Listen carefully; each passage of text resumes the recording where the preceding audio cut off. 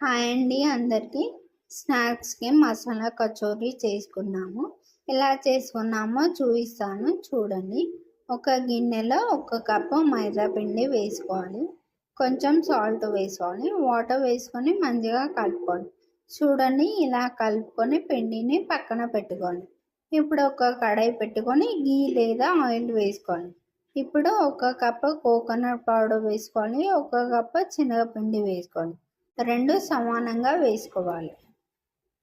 ఇప్పుడు ఒక స్పూన్ కారం, హాఫ్ స్పూన్ సాల్ట్ వేసుకోవాలి. హాఫ్ స్పూన్ ధనియాల పౌడర్ వేసుకోవాలి. Half spoon garam masala powder వేసుకోవాలి.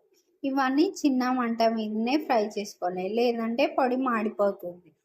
చూడండి ఇలా గోల్డెన్ బ్రౌన్ కలర్లోకి వచ్చాక స్టవ్ ఆఫ్ చేసుకోవాలి. ఇప్పుడు కలిపి పెట్టుకున్న పిండిని కొంచెం తీసుకోవాలి. చేతితోనే రౌండ్గా చిన్న చపాతీలాగా ఒత్తుకోవాలి. ఇప్పుడు చపాతీ మధ్యలోకి ఫ్రై చేసి పెట్టుకున్న మసాలా పౌడర్ని వేసుకోవాలి. ఇప్పుడు మసాలా బయటికి రాకుండా చపాతీని మంచిగా క్లోజ్ చేసి పక్కన పెట్టుకోవాలి. ఇంకో చపాతీ తీసుకొని ప్రాసెస్ని రిపీట్ చేయాలి. పిండి మొత్తం అలానే చేసుకోవాలి.